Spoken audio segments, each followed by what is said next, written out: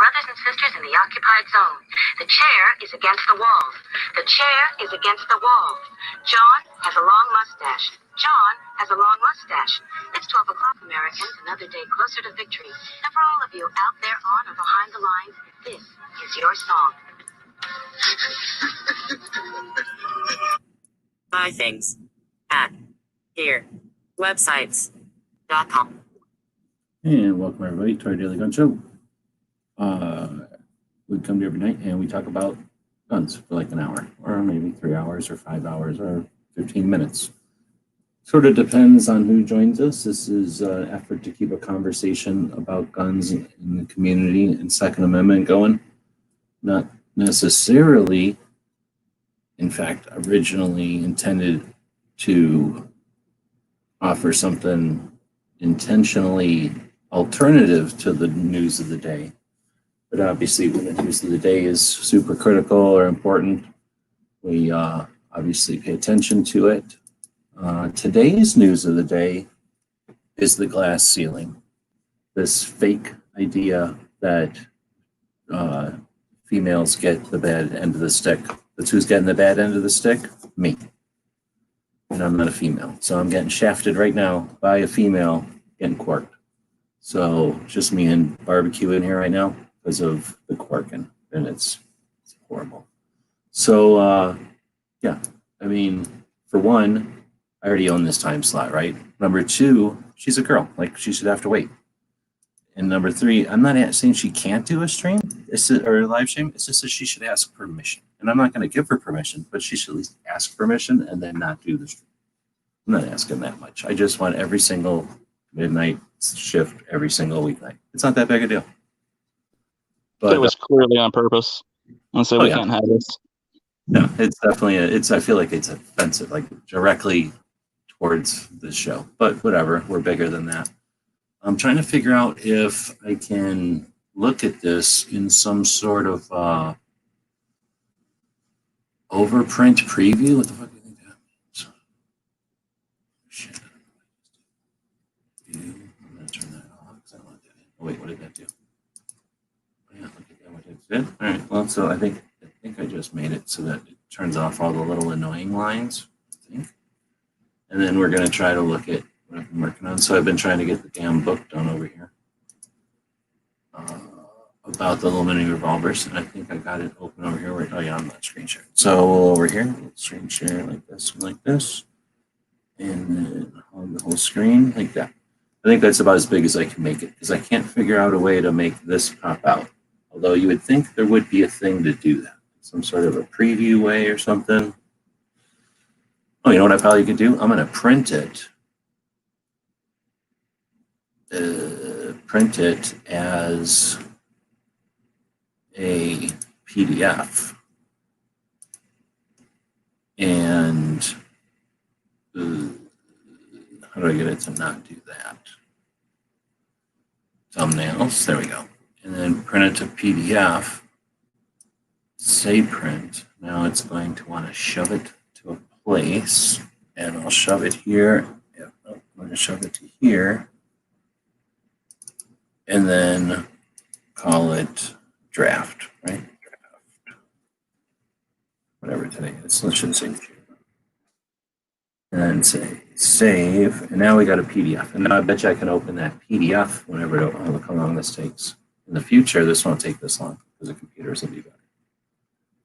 Oh my goodness, look how long this is taking. Go watch the video on how long it took an old-fashioned computer to turn on. I don't know how we had the patience. I guess we were just waiting for the magic to happen, so we would sit there and think about what was about to happen. But it took like an hour and a half for computers to turn on back in the day. All right, so now that giant file is crammed into a PDF. I am going to minimize this. We're going to open up that PDF and look at it as a PDF, and that should be easier to look at. So we're going to go into here and go into here and look for it. What does a PDF look like? Draft June, that looks like it. All right, and I will make it so you can see the comments still. I don't know if that cleaned it up a lot or not, but it did a little bit, I guess. what the fuck? Now I made it like this. So now we'll do it like this. We can look at the whole thing. So now you're not going to see it like a page. How can I make it do 2 pages at once? No. All right, well. No, that's really shitty. I don't know. I guess this is what it would look like. Well, this would work for barbecue, I guess. You could still check this out. This would work for you, being able to zoom in like this. I don't know if you're looking at it. Definitely. Yeah, so I'm not going to do it like this, though, because I don't like it. You can't, what do you call it? It doesn't give you the effect of the book, right? That's sort of the whole point. So how do I make it display? Fit to width, rotate. No. I guess you just have to do that in the creation of it, right? So I'm going to go back to the folder that it's in and delete it. So I never have to look at that again for right now. Oh, can't find it. So fuck that. Don't worry about it. And then we'll just try to open it back over here. Don't worry about it. Anyway, so I've got pretty much all of it done. And now it's just laying out. Is that what would be the word? I guess not layout, but like, yeah, I guess layout. I need to go in and pull out the collection out of the safes and then like lay them down on the pages and make sure that the guns are the right size. And then adjust whatever needs to be adjusted. I know the words will have to move around a little bit. And then I need to print it out again and just do spelling, that kind of editing, I guess. So it would be called editing. So I just have to do some layout and editing, I think. And then maybe adjust some of the color choices for fonts and stuff for consistency and just overall. But pretty much everything is finished, I think. So it's taken a long time. And then, Patriot is, we're talking, I've been trying to open up the mini revolver book in a way that didn't have all the, I don't know what to call it, like all the, when you look at it in the software that I make it in, it's got all kinds of extra lines and stuff, editing lines and rulers and shit that are just distracting. So I was trying to open it in a way that looked more like the finished copy, which is like the final draft or whatever, but I just don't know the software enough. So I was just trying to open up PDF to make it less annoying, but it ended up coming out in a column, so it didn't look like a book anymore. Anyway, so yeah, that's one of them things that takes kind of forever to work on the details, and I guess that's part of the learning curve, right?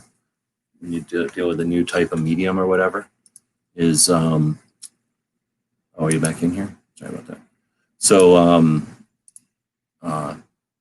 discovering the differences between finishing a website, for example, finishing a book and finishing a podcast. You know, they're all a little bit different.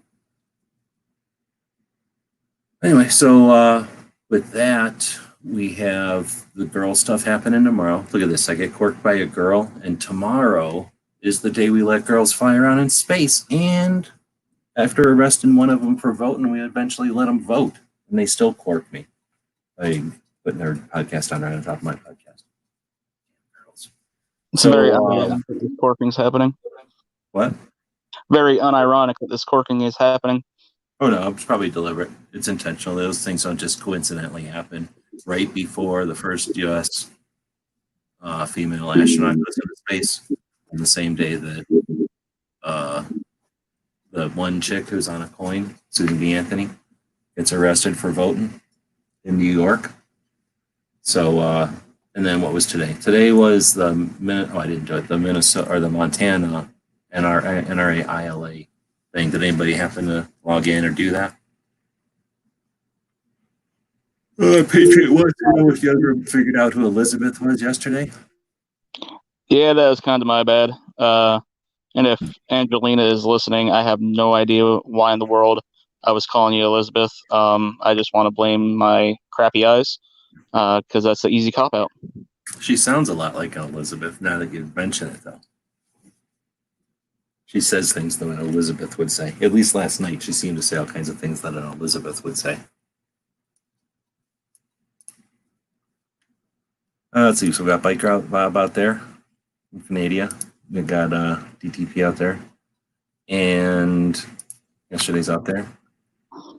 You know, one of the best things about that, G, I had gone to the side chat last night when I was trying to find her channel to link it, and I had said, Elizabeth, do you have a channel for me to link or whatever?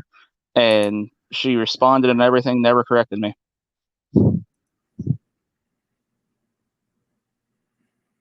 Mm-hmm. Yeah, I don't know. And I didn't realize until after, like, how many chats we had going. We don't usually I don't have people in here, so we don't use the private one. And this is El Pato, so I don't think about it.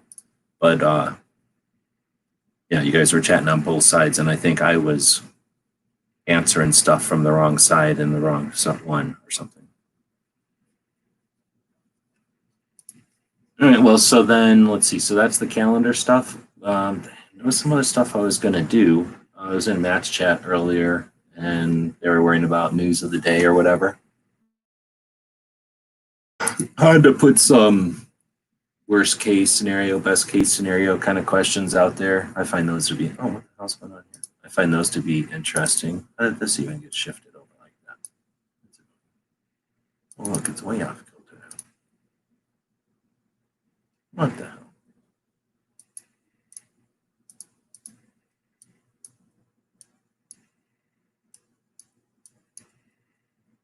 Oh, it's wrong now. No, it's too slow or something. It got shifted.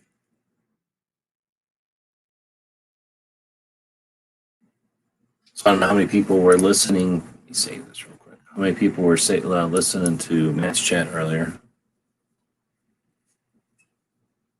I caught the beginning, then my phone died, so I missed the majority of it.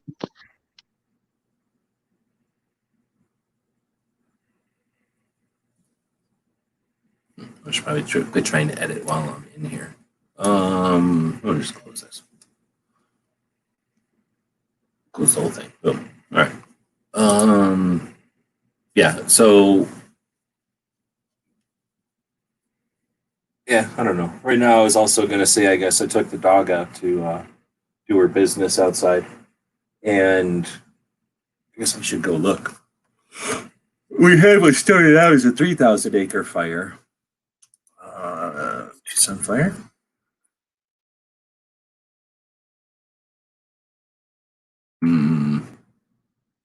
13 hours ago. How about news? 3 days ago, 5 days ago. Is that really news? It's 5 days ago? 1 week ago? Seriously? So, I don't know what DZ Central is.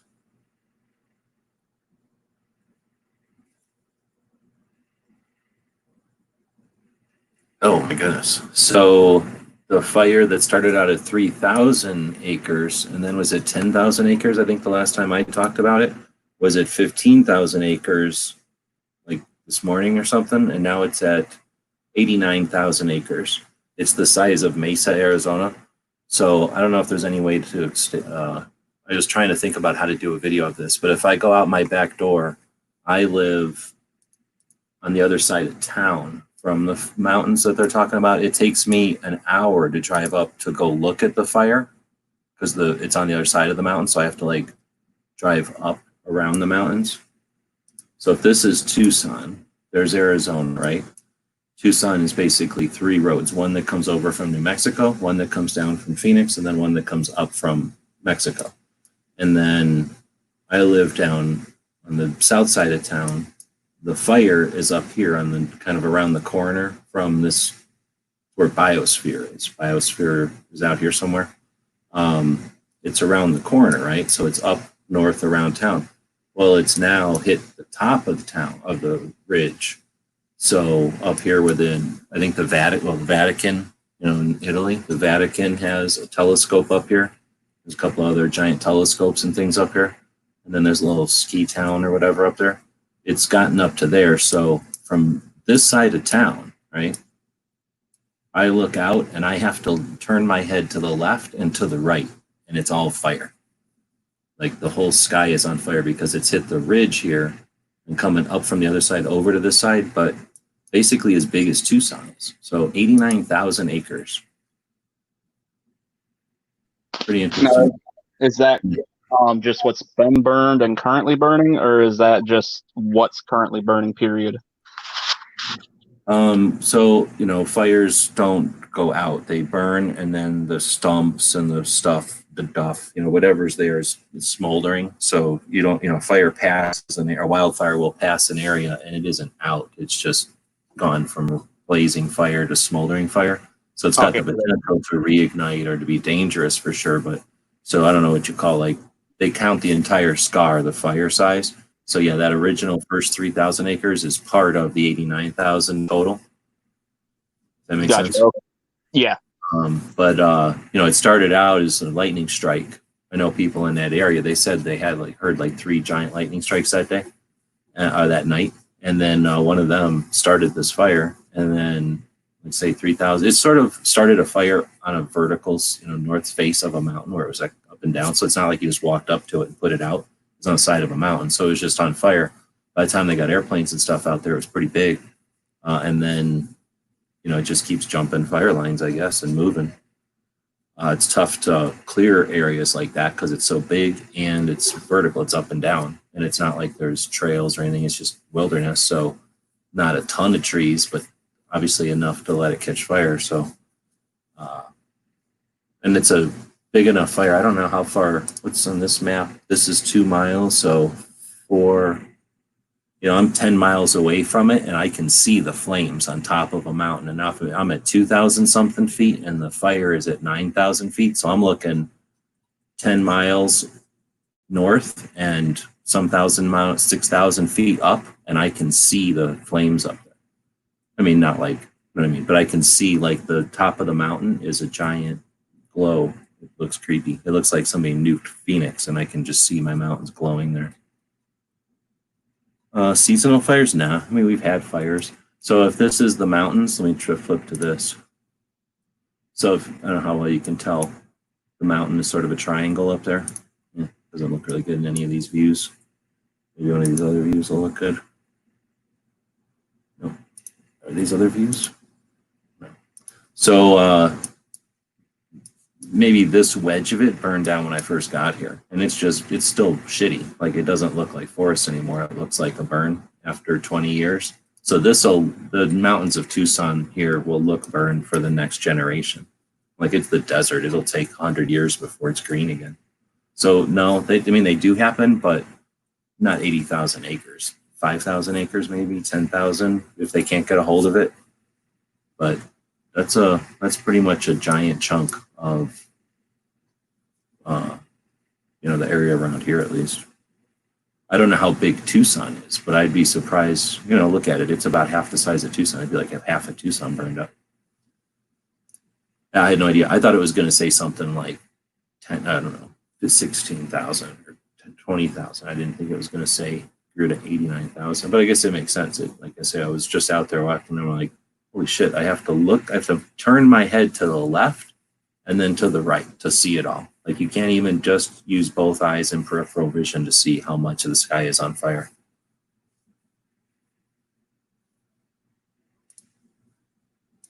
So, yeah, got a big ass fire in Arizona.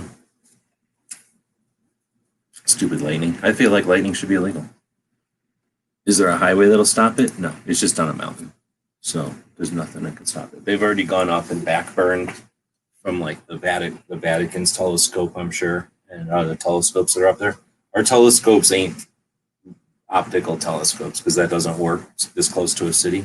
They're the kind of telescopes that look at, I don't know, radar or infrared or something else. So I think they're radio telescopes. So they listen to other things than.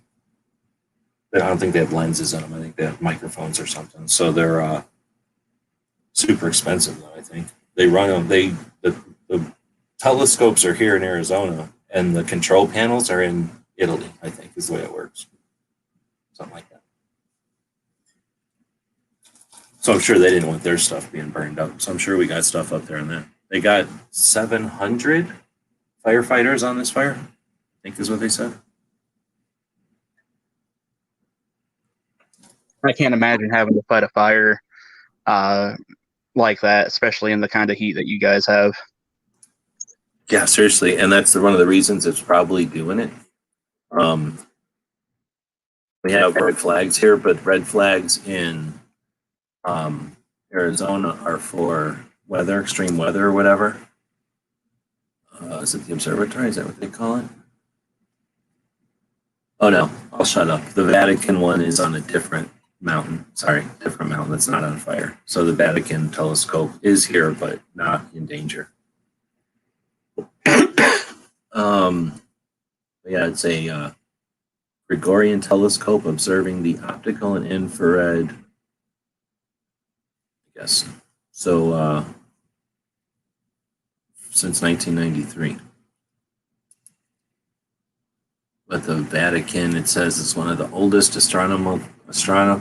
astronomical research institutions. They roots go back to Pope whatever in 1582. The modern observatory was established in 1891.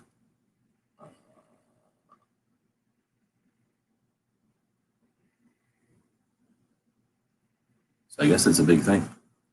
I only know it because when you go up there, it says it. You know, they tell you because it's an interesting thing or whatever. I don't know how much. I mean, I've done some wildland firefighting in the day, and it's not easy when it's easy. You know what I mean? Like when I was doing it in Wyoming, where I don't think it could have been any better weather for it. It was just literally walking out into a forest and cutting line. It was hot when there was a fire right there, but the rest of the time it was fairly nice. I mean, it could have been better if it was raining, I guess. But yeah, like here. So they got these red flag temperature things where I think you're like, you know, when you've got like a government employer.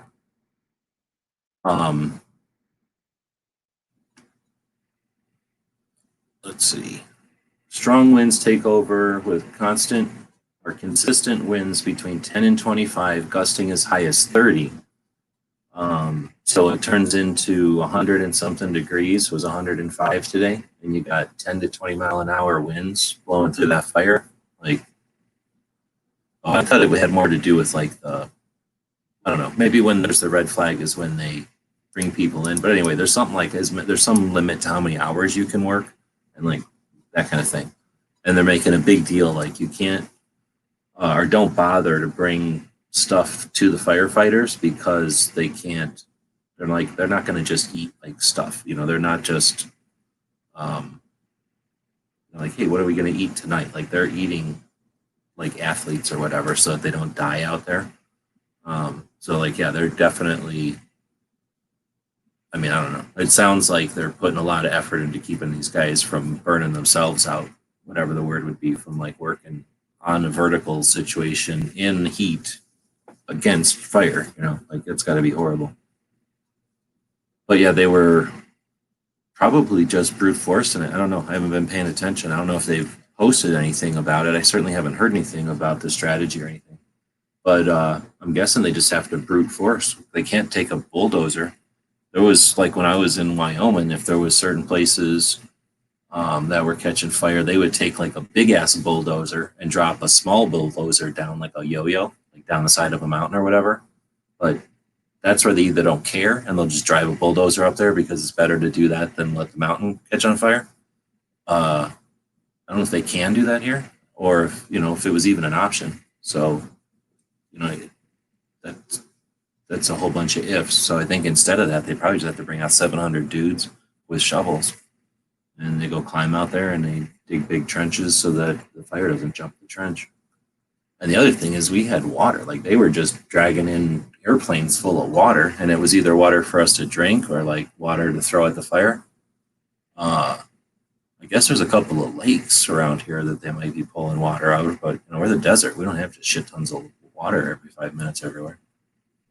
Do you have any dams or reservoirs that they could go and dip into? No, we're at the end of the whole thing. So the dams are up by Las Vegas. Glen Canyon Dam and the Rose and the Hoover Dam and all that. The big lakes are up there, and then they have like a creek, like a concrete ditch that they cut. They call it the Arizona Salt Water Project or something, and it takes the, you know, some water, and it basically we're kind of downhill from there, so it just takes and pulls a bunch of water down and then drops it into our water table down here. So we're at the end of that. Like our groundwater is long gone. So we have a couple of lakes that are dammed up for, well, irrigation and cows mostly. What used to be irrigation, and like I'm saying, those exist, but they're, well, if I had that map open, they're nowhere near here. I mean, you'd have to fly for a while. So I'm guessing that the planes are just parking at the airport and filling up out of a hose or something, like fire hydrant or something, out of our city water, because that would be easier than. There's not lakes big enough to do like what Bob's talking about. The planes in Canada will go up to a lake and just kind of land, but not really land, and that fills them up with water. So they'll, grab 800 gallons of water or whatever just by scooping it up. I don't see them doing that around here, so I don't know. Like they certainly can't do it by most of our lakes. Most of our lakes are at the bottom of a, where you put a dam is at the bottom of some kind of chasm or gulch or something. You know what I mean? There's hills around it. Like it's at the bottom of something. It's not like a glacier lake where it's all smooth and then it just gets lower where the lake is. But I don't know. I haven't seen anything. I know there's helicopters too, and they're not flying all over the state to get water, so I'm not sure. There's definitely no lakes around the mountain. There is a lake on the mountain, but there's no way that they're pulling all the water from that lake. You would have dragged that lake out a long time ago. Plus, they probably can't take too much water out of a lake. They take 50% of the water out of the lake. Everything in that lake's going to die, right? Like that's going to totally affect the water of that, or everything about that lake. So they can probably take some amount before. I'm sure they get, some sort of math on like, okay, we're going to save the forest over there, maybe, but we're definitely going to kill this lake. I've also thought I've seen where recently I've seen this where they're talking about using foam to fight these forest fires. Have you heard anything like that? Always, yeah. They don't really throw water. They throw wet water with some foam. What do they call it?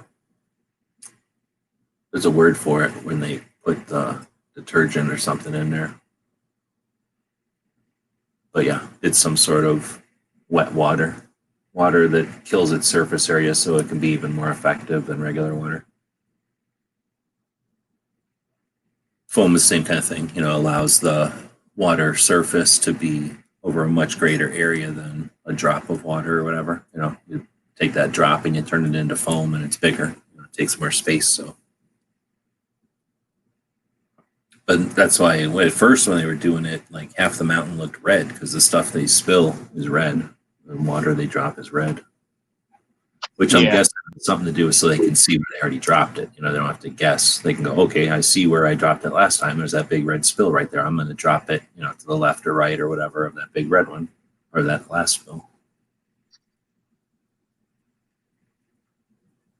Now, call me crazy, but since you guys do have a lot of desert around, would dropping sand work at all? I don't think so, only because they would have done it already, but it's probably too heavy and less effective than water. That's what I was kind of thinking, but I figured if, there's not a good water source, probably better than nothing, but I don't know. They might do something like that with, I don't know. I'm sure there's something like that in places where they can't use water. Some things are burning. You can't throw water on them. That would hurt. It would make it worse, right? So there's probably stuff like that in existence, but I don't know. Yeah, say because like over here in PA, the closest thing to a forest fire or anything was when Gatlinburg, Tennessee, went up in flames a couple of years ago. We just don't have those kinds of things happen.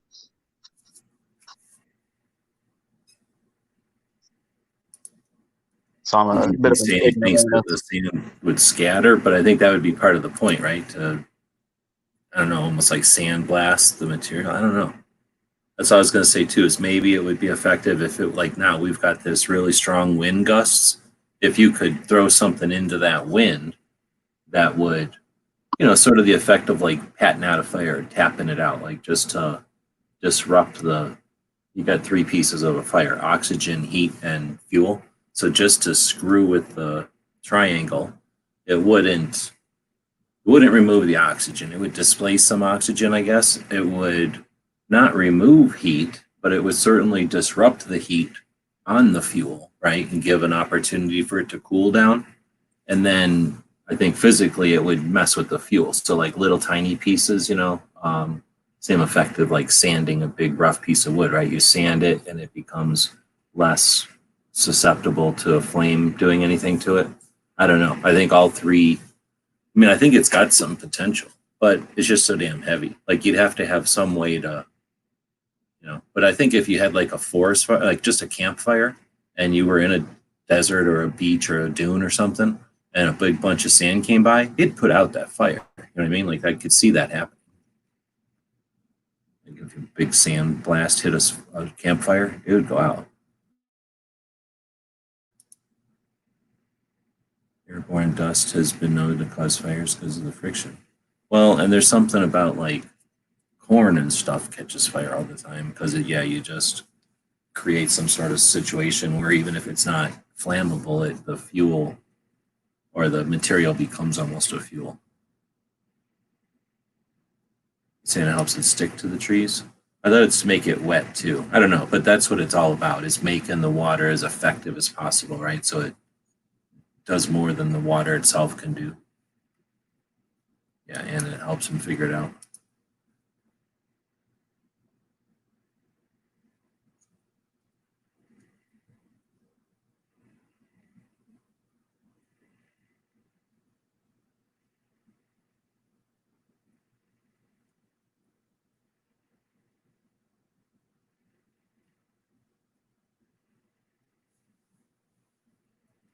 Gotta go to stupid Facebook to figure it out. That's lame.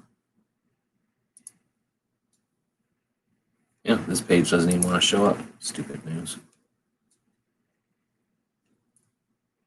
Let's see. Isn't an old mine in Pennsylvania still burning under that ghost town? Oh, really? Yeah, that's Centralia, PA. That I think that happened back in the 60s, and what happened was, if you ever heard of anthracite, under Centralia, well, there's a whole strip of it in Pennsylvania, and it's like 90% of the world's anthracite, I believe is what it's called, is in this strip of the Appalachians in Pennsylvania here.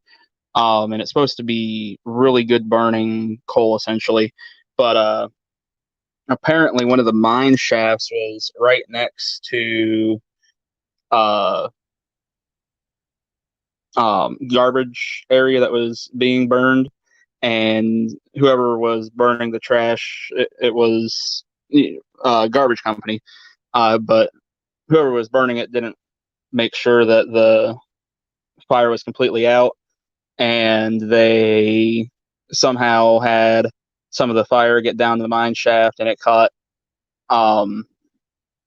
some of the anthracite down there on fire, and now the whole place is just a giant inferno underground.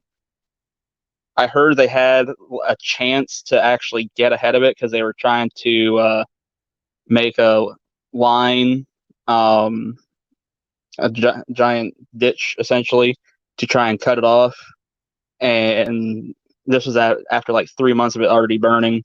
And when it came time to possibly do that, a bunch of political crap got in the way, and people were saying, "Oh, it's going to cost too much." Well, they thought it was going to go out, and it didn't. And then the federal government stepped in, and they had to evacuate and everything else. I think there's like 10 people that still live there, but you can't go buy land there or anything else. There's a highway that's called the Graffiti Highway that leads to it. Really neat. No cars can go on it or anything now. It's all closed up and not taken care of or anything, but really neat thing to look into. Kind of a shame that it happened. How long did this happen? I want to say it was back in the 60s. My uncle actually used to have, he worked for the Department of Environmental Protection, and he used to have to go and inspect some of the mines in that area. But yeah, I believe it was back in the 60s that it happened. but I think it's supposed to burn for like another 200 some years. They are guessing, but they're not even 100% sure about that. That's ridiculous. First off, have they thought about putting some sort of a law into effect? And then once they've got the law, make some signs up and drop them down into the holes and crevices around there that say that this is absolutely against the law. It's ridiculous, really. Can't believe nobody thought of that yet. Like I said, I think there's 10 people. I watched a documentary on it a couple of years ago. There's like 10 people that just refused to leave. There was their livelihood, their homes, and everything that they were told to just abandon. And I heard like there's an X-ray machine or something sitting at a hospital that was there, some crap that's never been opened or used, in the whole 9 yards. I think they do like a festival thing, but have you seen the movie? I believe it's called The Hills Have Eyes. No, that's like a horror movie. Yeah, I believe it was that movie that was apparently based on Centralia, at least I guess with the background and the smoke coming up out of the ground and stuff like that. Oh, I think it's cooler. I went to this town in Oklahoma where all the lead from World War I comes from. So it's just these like white hills of all the lead residue, I guess, or whatever's left when you take all the lead out of the holes in the ground. So that's super creepy. I could see that, man. Like, weird people that are all infected by weird lead poisoning because lead makes you all weird, right? So like, you go there and these people are like, "What big deal?" So we lick the ground, big deal. Then they kill you and eat you or something. I'm guessing that's what that movie was about. I think I'd be taking a bottle of water with me when I went there.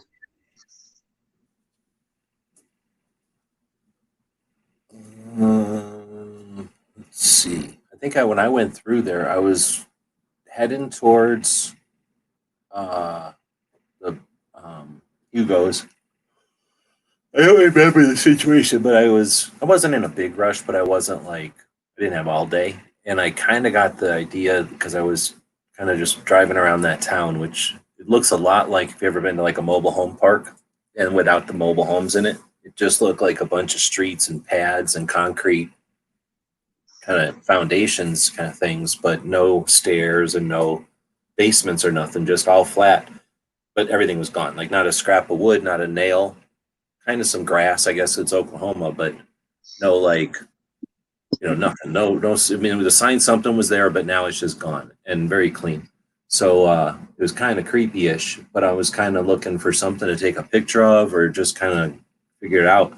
And there's like, I don't know, a truck going by like every 3 minutes. There's like a truck. So something's still happening there, and it's not small scale. Like there's constantly dump trucks full of stuff going back and forth, either empty or full.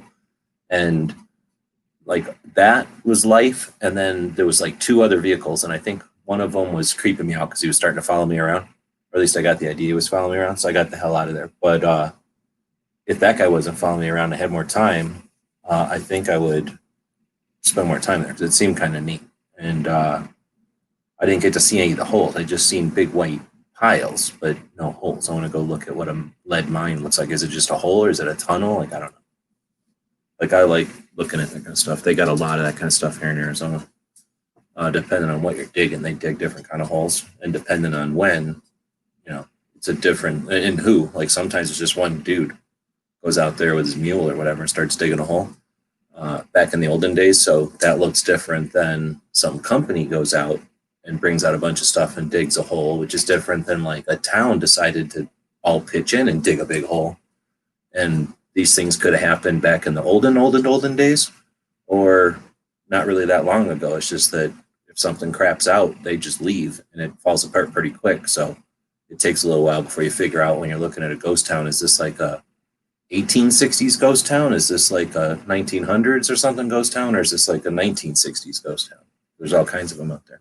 But that's why I think it'd be kind of neat to dig around that, or not dig around, but poke around in that town. maybe not liquid ground.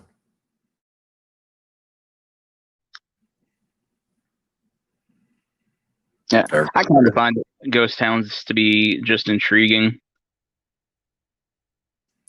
Yeah. Well, back in the day, I liked it when I first started exploring out here, but the one last one I looked at, there's like a bed and breakfast there, so like it's definitely going to be a little different than when you're back in the day. We would just be hunting, and I didn't know nothing, so I would just be out walking, and then like, hey, look at this, we're standing in an old town or like an old house or something, and then after a little while, I started figuring out, talking to more people and stuff. Kind of, there are maps you can figure out where they are, or you kind of get general idea of like in this kind of hill, like this is where they would have dug, and sure enough, you go right around there, and somebody dug there. So there's something there, some level of effort, like either just a single guy or a whole bunch of effort. But yeah, you can kind of just walk up, and it's very rarely that you're going to find a place that looks like it should have had gold that doesn't have something there. Some evidence of somebody screwing around there. Next, we'll say asbestos is bad. No, see, there's some neat that Salt River that's between Phoenix and New Mexico. One of the ways you can drive between Phoenix and New Mexico takes you down this really deep canyon and back up the Salt River. And when you come back up on the south side of that, there's a whole bunch of asbestos mines there. Yeah, if I wasn't scared of getting asbestos, I'd go in there just to see, because I think those are tunnels, and they're tunnels at the top of hills. That's neat. Like, how often do you see a tunnel? It's like some kind of movie. Like there's a weird pinnacle or whatever you call it, like a peak or you can climb up to that rock, and then there's a tunnel in it. Like, it's crazy.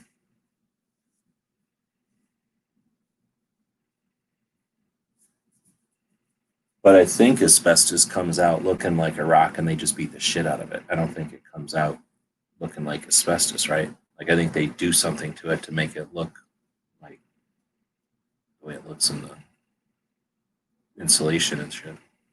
Let's say, I used to haul out of a place in Virginia. You ever hear of vermiculite? Yeah, that's what I'm talking about. Yeah. This place in Virginia. Or else vermiculite sitting right next to it. They're either the same thing or they're sitting right next to each other. Like, they're definitely friends. I think. Yeah, I'm not sure. Because I was talking to the one guy about this stuff. I was like, what's so special about this? And he was telling me, it's used for making drywall and all that fun jazz, because that's what I primarily did, was just haul drywall or stuff to make it. And he was telling me, apparently back in the day, there was some big mines in Montana that they were digging vermiculite out of, and it was contaminated with asbestos somehow.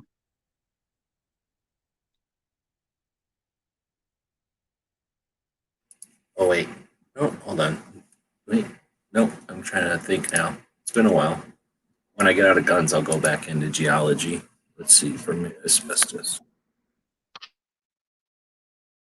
So when I did geology in regular school, like I guess high school when I was a little kid, who gives a shit, right? Who gives a shit about it? When you move out here, and all of a sudden geology is super interesting, because like on one 15-minute hike, you can find like all kinds of neat stuff, right? So yeah, this is what I'm pretty sure asbestos looks like when you get it out of the ground, and then they do something to it to make it look all spinny or whatever. But where do we get vermiculite in here?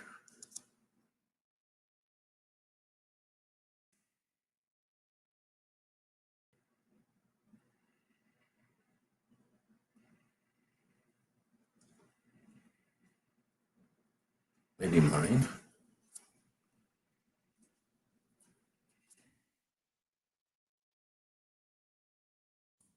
Definitely different than the thing in Oklahoma. Oklahoma. The thing in Oklahoma is the lead, so totally different way of getting poisoned or whatever. Let's see. Oh yeah, okay. The exfoliation occurs when it's heated sufficiently, and I think that's how they get it to puff up or whatever, right? And then it won't let heat go through it anymore. Latin means to bleed worms. Oh, to breed worms. Oh, I guess because when you cook it, it gets all puffy.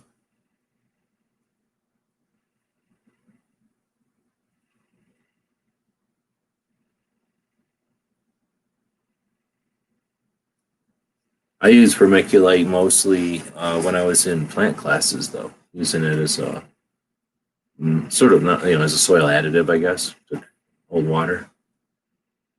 And say when I had never heard of it until I started driving truck, and um, even after I started hauling it, I had no idea what it was until I started asking the guy, and he's like, it's just a bunch of different minerals. I was like, oh, okay.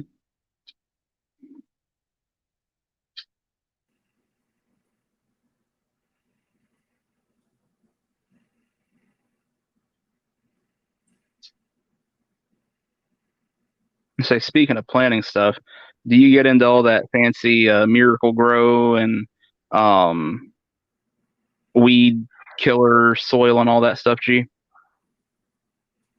I guess not, because I'm not sure what you're talking about. Um, the different potting soils that have, they say, weed preventer, or it's got, Miracle Grow in the potting soil and things like that.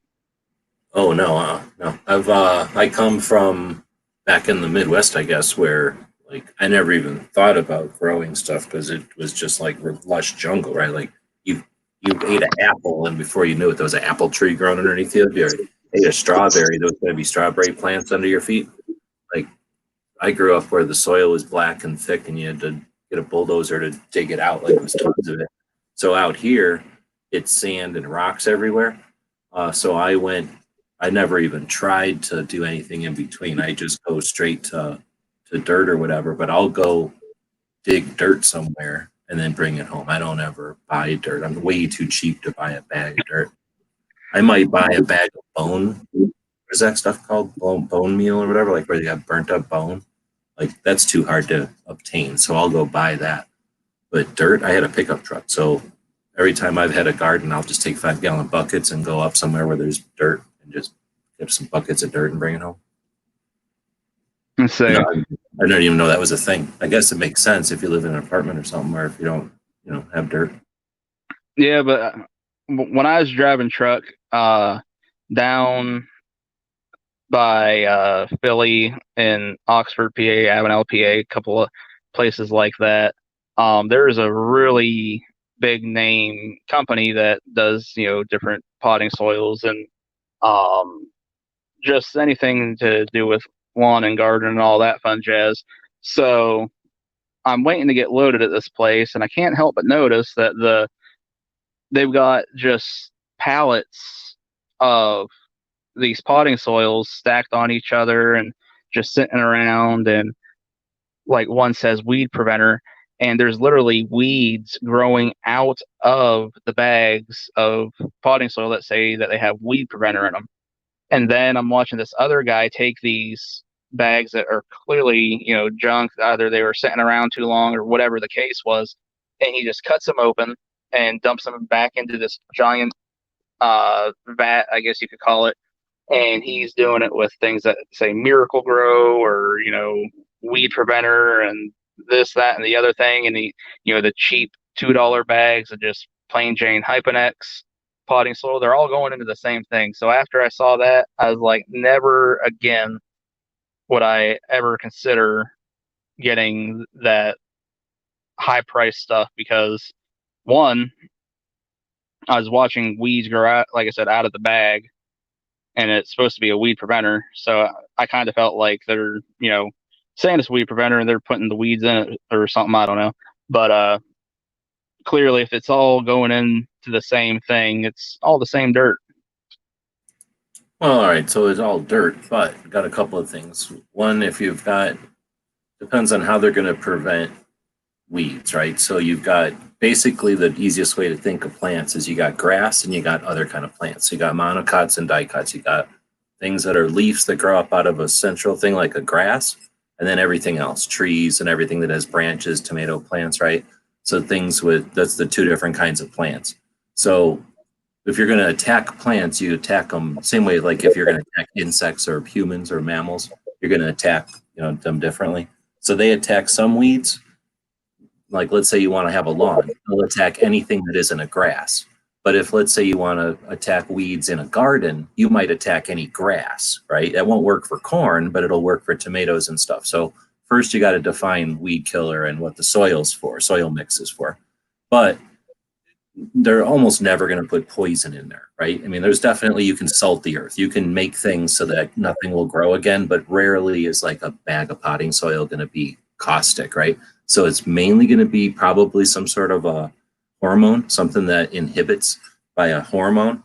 Hormones can be nasty, but they can also be watercolors, right? They can be vivid, but more often they're pastel watercolor, opaque, very, they work, but they kind of work because they're trying to be so soft, right? They're not bleach, they're just, hand soap in the guest bathroom, right? So they're weed killer, but they've maybe after a season, it's just dirt again. Maybe it's treated, but it's not treated in a way that there's nothing will ever grow in this again. It's a sterile earth. It's just, they did something to it. So that's one thing. I don't know in circumstances. I'm just saying that's a possibility. Same thing with Miracle Grow. Like you can put things into soil, but if it rains 5 times, the things are gone. Like it does just wash out. If the plant hasn't absorbed it and the water has gone through, it's just soil again. Soil is ultimately just a bunch of shelves for stuff, right? So if that's the case, and these are bags of stuff that have been sitting for a few years, or there's any question, then yeah, they might not want to just throw dirt away. What are they going to throw in the garbage? They're going to recycle it. Now they might put on their general mix, so if what came out of that hopper was a new bag that said general mix, miscellaneous mix, like the stuff that we scraped off the floor, well, then that's legit. So don't throw the baby with the bathwater. I'm not trying to excuse shit because I didn't even know the circumstances, but I'm just saying, like, it's possible that you're just looking at the making of the sausage back there. Yeah, because I wasn't saying like they're trying to poison or anything. I was more Right. so because, like I said, I'm watching them pick up these bags and the weeds are attached to them and stuff, and they're not ripping them out or anything. They just cut the bag open and whatever goes in goes in. And I was just like, holy cow! But I didn't even think about, like you said, a general mix. Yeah. Or maybe they donated or something, like, hey, we take all of whatever's left at the end of the year and donate it to the community garden, and they know it's just whatever. Like maybe, man, that'd be cool. But I mean, you're talking about. I'm not joking you. I probably saw 6 or 7 truckloads of pallets just sitting there in line where they're, cutting these things open, and they're just all, like I said, there's weeds and all kinds of stuff growing out of them. And part of me was wondering why they sat that long, because it wasn't hogweed. I can't think of the type of weed it was, but I mean, some of them were probably 3 or 4 foot tall. Yeah, but remember, that's a plant that's growing in a thing of potting soil with no competition at all. So it couldn't have better the only better circumstances would be if like somebody set it somewhere in order to grow. You know what I mean? But it's taken advantage, and it found dirt, literally. Like it's like, hot damn, I'm the only thing in here, and I got all of this, and I'm just going to take as much sun and carbon dioxide as I can get. But yeah, I have no idea. So I'd like to say I'm not a big thing. I can understand it though. Like, some people aren't gonna want to do all that stuff. Plus, if you're just doing, I don't know, some kind of project or whatever, you just want to go grab a bag of dirt. I don't know. Obviously, they've been doing it for a long time. Yeah, say like growing up, my parents had a pretty good sized garden. We had strawberries, carrots, watermelons, all kinds of stuff. And so I've done a bit of gardening throughout my whole life. I'm not going to claim to be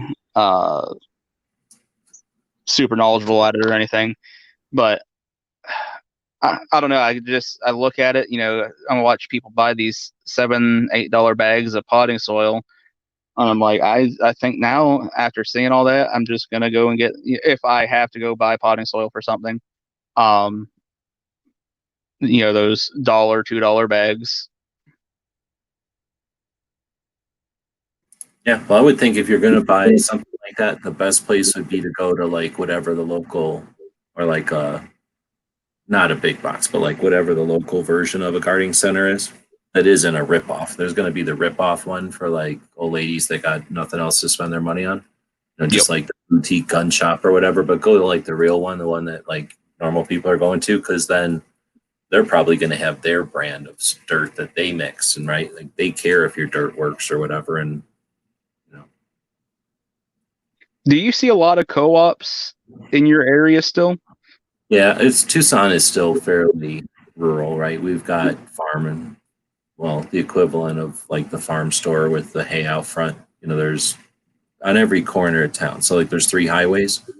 You can go to Phoenix, you can go to New Mexico, or you can go to Mexico.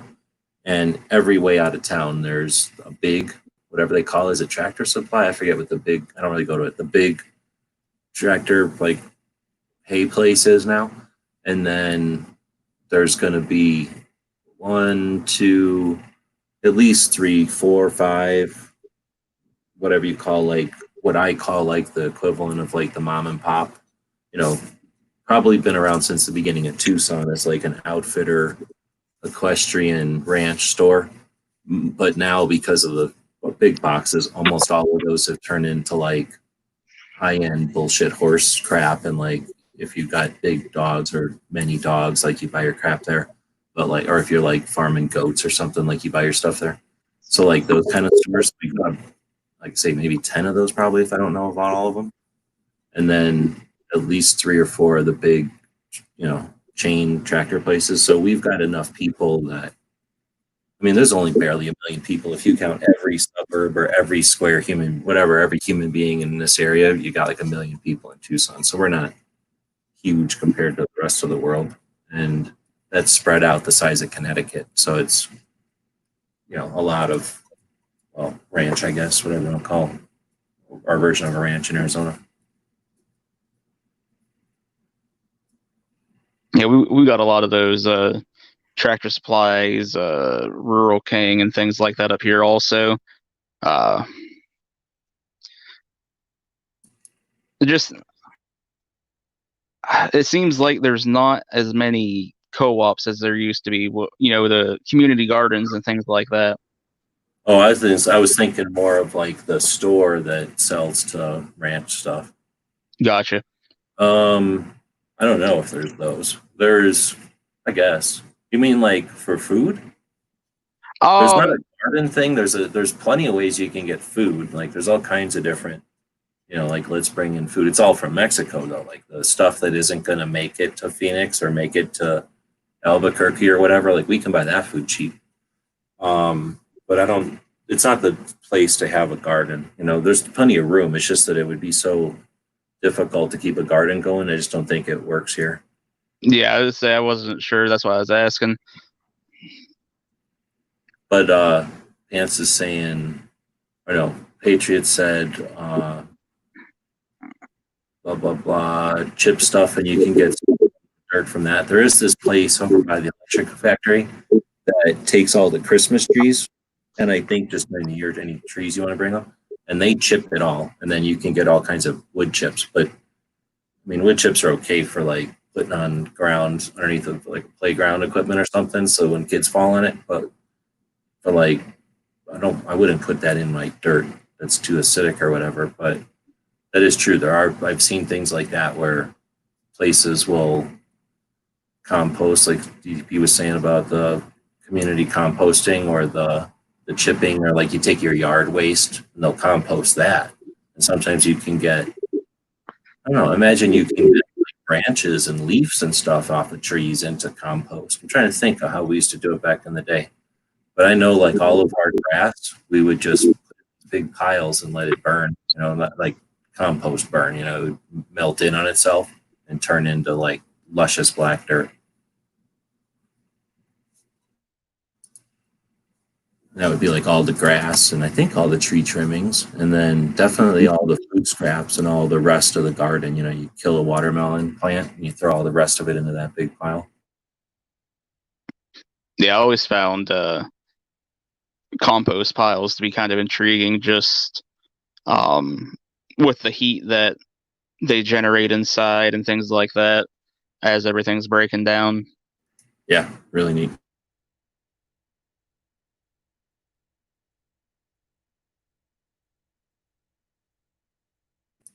My places have been out of dirt, unless it's the super high price stuff. We've been having trouble getting lumber.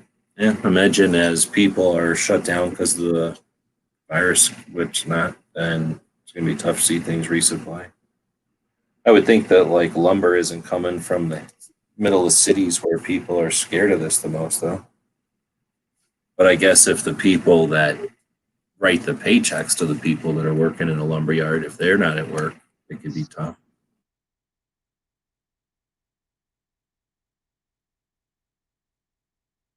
I know my cousin's husband owns a lumber mill not too far away from me, and he's been struggling pretty bad this past year, even before the corona stuff happened.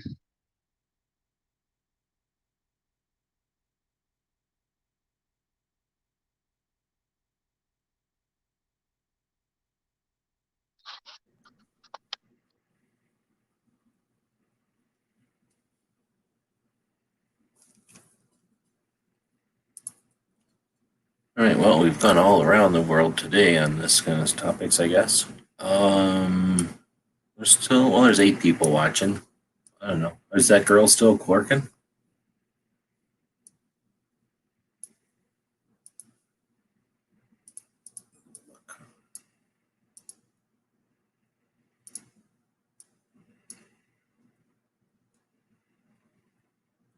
No.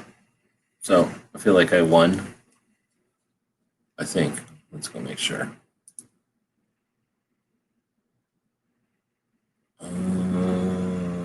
Yeah, we won. It's over. She was having a lot of audio issues as well, so. Am I gonna say that shit serves her right? No, but I don't know why that happened because normally she's got a decent show. She must have been. I don't know. It seemed like she was in a normal situation, but I was gonna say maybe she was using a different piece of equipment or something. But yeah, it was. I don't know. Maybe it's just the internet in our area is having difficulty or something. That's what it seemed like, right? She said she was having some internet issues or something today. She's kind of doing that whole roboting thing that Yankee used to do a lot. Right. It seemed more like an internet connection thing than a computer issue. Yep.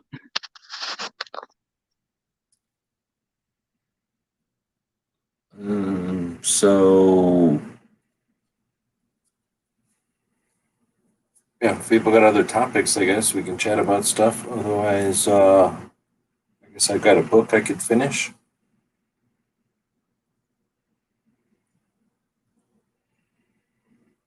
I haven't seen a tomato all year, really. Well, not all year, but since the whole you had to like lock down or whatever, tomatoes went away. And I'm kicking that I haven't kicking myself that I didn't start a couple of tomato plants. I'd have been rolling in tomatoes right now. I'm not a big tomato guy. People always look at me like I'm from a different planet when I say that, but have you ever ate a good tomato though? Yeah. Let's say definitely, if you grow your own from, at home or something like that, far superior than any of the crap that you're getting at the store. But just not my thing. Okay, I mean, I like them on sandwiches. I say I like them on sandwiches and things like that, but I'm not one of those people that could just sit down with, a little bit of salt and eat a tomato like an apple. Nobody's gonna. Yeah, no, you can't do that anymore. I won't even eat tomatoes on stuff. I like tomatoes because I can remember what real tomatoes taste like, and I understand that you got to grow a decent tomato. But if you go to I'm gonna go to a lot of vegan places, and they obviously are paying attention to the produce they're getting. They're not just, telling the U.S. food service truck like a tomato, right? Like they're going to a local market, and somebody is growing it out of real dirt and all that. So obviously it depends on the thing, but I can remember what a real tomato tastes like. Now, if you go to like what are those things called, like a Saturday market or whatever, or a Sunday type farmers market things, and buy like a tomato from like a place that you cut into that tomato and it's red all the way through. Like there ain't a piece of that tomato that don't taste like, well, it tastes more like a tomato in certain places, but you know, that whole thing's got flavor. And then you get a beef steak. Like, I don't know if you've ever seen like well, there's a whole bunch of varieties actually now that I'm thinking about it, but there's, you know, how a tomato generally has a stem comes into like a big center section that's fairly gross all the time. And then seeds come out of that. Then there's this like open water cavity area. And then there's the meat of the tomato, I guess, that fills in the rest, you know, becomes the tomato. Like sometimes they're bred for the meat part because they want to make a sauce or they want, you know, like tomato for a sandwich or something.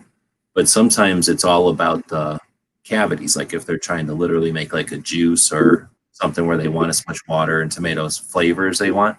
And then there's these ones that the middle part that's usually pretty gross where the stem is connected to, where that is just delicious tomato meat. And it's just crazy. Like you get some of these that they're just look like a giant kidney more than they look like a tomato. Like they're big and long and weird shaping, and they're weird colors. You know, they're weird deep reds and purples and browns and greens and stuff.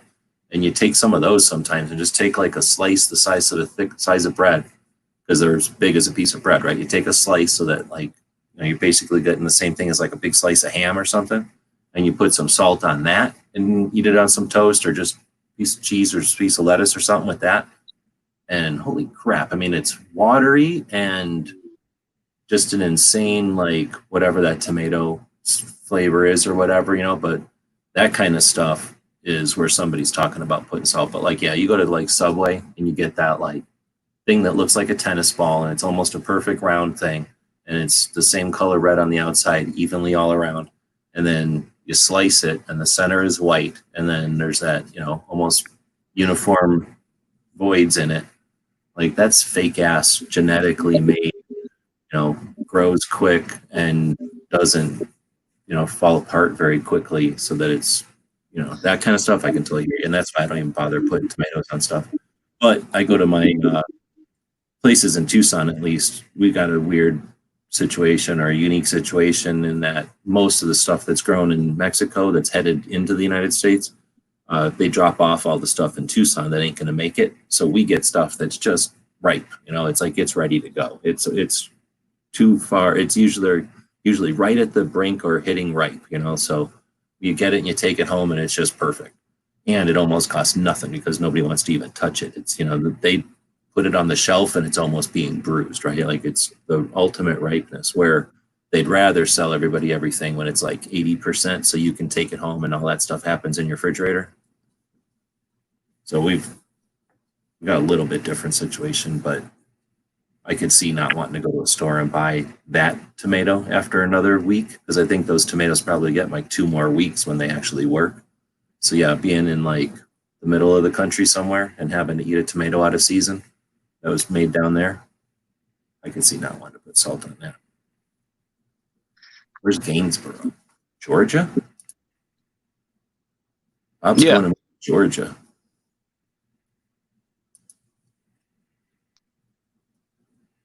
Most tomatoes they sell in the store are bred to have a thick skin. Yeah, exactly. Well, they're bred to have uniformity, so they fit in the batches, uniformity, so that when you cut them open, they look right on the food, you know, so like Subway can say their sandwiches look right and they don't look weird. But then, so that they ripen somewhere along the way too. So they have to have that characteristic too, like how they can be cooked off or ripened or whatever that's called, like on the way. Dang, I went to school so long ago for plants that I don't even remember them even really talking about that aspect of it too much. But I'll bet you that's like a big aspect of stuff nowadays, is knowing, you know, everything takes a certain amount of time to get from where it is grown or whatever to like where it's going. And that has to be a factor so that they're not wasting time and dealing with any kind of variables, right? They want to get rid of as many variables as possible. So I'll bet you they'll pay attention to that kind of stuff. And then a bunch of talk about rabbits. I don't know where that came from. You ever seen the square watermelons? Anybody can make a square watermelon, yeah. That's just as your watermelon's growing, put it in a thing. You can put it in like a garbage can. That's a super easy one. Just get like one of them dollar waste baskets at the dollar store or something, so it's plastic. Maybe drill a couple holes if it's got water collecting in it. But anything that'll make it stop will to make a watermelon. You can make them different shapes. You could probably technically do that to anything. You could do that to a tomato or eggplant, anything really.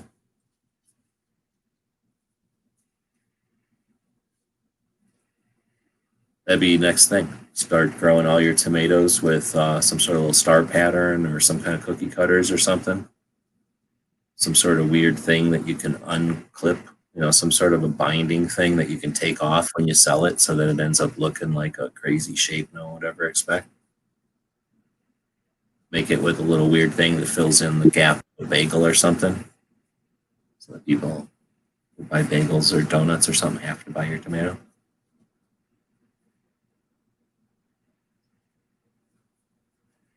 They stacked up nice in the pickups. Yeah, right on. That makes good sense. And they don't roll all around.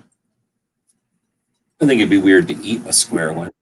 I guess you could chop it easier, right? Chop the edges off. Plus, I would make a grenade shaped mold and grow tomatoes in the shape of a hand grenade. That would be easier to do or more useful than maybe the shape of a magazine or the shape of a pistol grip or something. Kind of like the grenade idea, just that way, if the tomato goes bad, then you can throw tomato grenades at people and have them splatter. Yeah, it's never a bad idea to wing a tomato at somebody. I can't tell you how many tomato battles there were. Because there would be times when, I don't remember what time of year, but like the tomatoes would be sitting there, and depending on who and when and all the circumstances, there was people that grew way more food than they ever wanted or could use. So they would grow a bunch, let's say a row of tomatoes or something, and they take the ones they wanted, and the rest of them would just be there for the birds or whatever. And yeah, we would run through those, and those are the best times to have a tomato war, because half the time you touch the tomato and it just disappears in your hand. It's all gross. But if you can get one that's solid enough to still wing, it just disintegrates when it hits somebody, as opposed to, a ripe tomato, which just bounce off of somebody. Like, you have to really hit somebody hard with a real tomato, make it explode. Crab apples, same yard. Yeah, we had crab apples. Actually, there was a bunch of different crab apples, but those things are easier when you have something to wing them with. But definitely, I guess it depends too. The little green ones, when they're not grown yet, is different than once they're all old and gross. We would have it was interesting. We would have wars with old dead tomatoes, but very rarely did anybody want to have old dead apple war. I don't know if you ever had like old dead apples laying around, but you wing those at each other and you start stinking really bad. Tomatoes, nobody really cared getting hit by a tomato. You didn't stink, I guess, getting hit by a tomato. I never liked the apple wars just because there's always that one apple that was starting to get a little bad, but it wasn't where you needed it to be, and somebody pegged you with a 70-mile-an-hour fastball of an apple that didn't really want to disintegrate on impact. Yeah, I'd almost rather get hit by a regular apple and just take a shiner or whatever, like see stars for a second, then get hit by some of them I'm thinking now some of them gross apples, because that was half the thing, is if somebody was going to wail on you. For us, it was when, I'm trying to think, it would be like walking home from school was the main thing. So for somebody would decide to do it, they would run ahead of everybody else and hang out in somebody's yard who had gross apples, and depending on where you were, you get ambushed, right? And all of a sudden there's a bunch of gross apples pelting at you. Like that, I'd rather have regular apples than gross. Like, I'm thinking of them, they're brown and they're enough to have mass to throw, but yeah, they turn into like applesauce on you. And there's almost this goopiness on the outside of them. Yeah. God, just thinking about it is just gross. We would, there was this one big road that a whole bunch of us lived down this road, sort of. And it was, I guess, we all went to different regular schools. So this was coming home from high school. So I guess we were old. we were like freshmen or something. But if we decided to walk home instead of taking the bus or doing something else, right? Or maybe that's some of it too. Sometimes you'd stay at school to do something and and you'd come home way later than normal, and everybody else was just in their backyard doing their thing, and they're like, hey, there's some dipshits walking home. I'm going to wing apples at them. Right. But you'd walk past people that went to other schools. So like for us, at least, it was like, I didn't know who they were. I never went to school with them. Like I know where they live because they live between me and that high school, but I never went to school with them. I knew them from some of them from scouts. Like our scout troop was in this school and their scout troop was in that school. Like I knew some of them from like that, but otherwise they were like, you know, other people.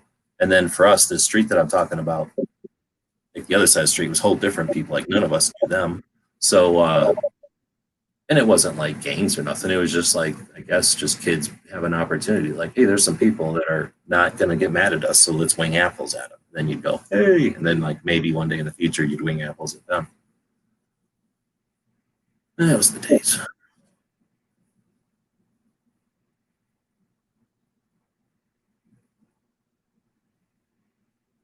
Let's see. We had the kids on our blocks versus the kids from the block over. Yeah, that's what I'm saying. And it wasn't like every kid gave a shit, but there might have been like 4 kids from this area that would wing apples at like 3 kids from that area. But the way we had it, everybody had backyards and yards and stuff, and there wasn't very many fences. There was less fences than there was like somebody would just have so many hedges or something that you couldn't just run through their yard as easy. But there was the streets and then there was the backyard interactions and shit. So it was all about that. Like you would know all about your neighborhood's like backyards, but you'd only know the other neighborhood streets because you never had an opportunity to run through their backyards or whatever. So that's where we'd have our advantages and disadvantages. But trying to think, I can think of one time we walked up into the middle of this one area for some reason, and then we got in a big argument and had an apple war. What did we go over there for? I think we were, you know what it was? I think we were selling some kind of scout shit, like selling some kind of crap, and they didn't like us on their turf. They're like, get the hell out of here. Because if we were selling stupid ass poinsettia flowers at Christmas time, and you know, they probably sold some other shit like candy or something stupid, so they probably didn't want us over there bugging their, you know, their people who they were going to sell stuff to. And I think we ended up having some sort of apple war about that. And that was, now that I'm thinking about it, that was like, they winged apples at us and we were like, fuck this, we don't have apples. Like we're setting up some sort of like, like actual official war. And when we have an opportunity to have apples, like we're coming back and we're going to have a war like officially. And then we like figured out who's all yards. I can't remember that now. Like we were like, okay, we can have the war in these areas, but if we go to these areas, they'll get pissed. So don't go over here. And then like, that's how we exchanged information about whose backyards we could go into and like where apples were game. Like, don't take any apples off of this guy's area because he'll get all pissed, or don't take anything out of this guy's garden. But over here, these people don't care at all. Anyway, those were the days.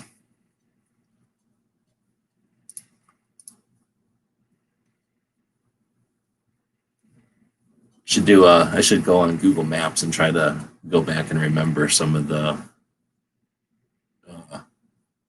skirmishes and different things. Now I'm thinking of like another area that we had to defend occasionally from perceived people infringing on our borders. We had 3 crabapple trees. We were the ammo. We only had the one. I had one in like my grandparents' backyard, and then around the town though there was tons. And then we had this thing called a goat apple, horse apple. Big ass, goofy looking, cauliflower looking, apple looking thing. But there was only one of those in the area. Oh, Catholic school versus public school. We didn't know, everybody around us who went to some kind of church school got carted away. So they never interfered with us or whatever. They lived their own lives. They just joined our teams or whatever. They never walked to school or near us or anything. And if they wore uniforms, they got taken to school or whatever, like by a car. I don't think there was buses or anything. But I don't know. I only knew some girls that went to Catholic school. That wasn't a big thing by us.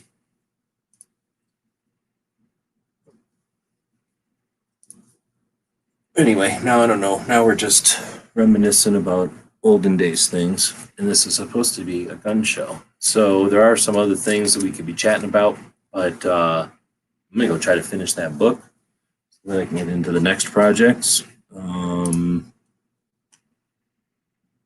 Barbecue, got anything else to chat about tonight?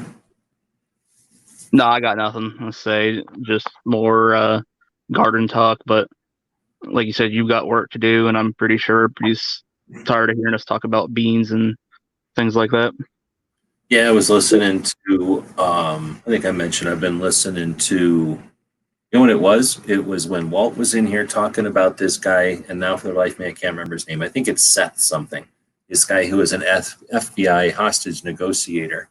And interesting, I guess, knowledge he's getting across, because it's about being efficient, and he in negotiation with a hostage, you need to the resolution is ideally that you the negotiator comes out with 100% success and the other person loses, right? Everything. Ideally, the hostage taker loses everything. They lose their hostages and they go to jail, right? Like, you want them to lose and be happy about it. So it seems like a crazy challenge, right? Like something that's not possible to be done. But he talks about how, well, like I say, he just has this success rate, and he has this book that he's basically written about it, I guess. But then there's a billion like different things, like salespeople, life coaches, just people who interview authors. Like, there's just so many different shows that he's been on. He's done the circuit, or whatever you want to call it. Like, so there's hour-long videos all over the place listening to this guy.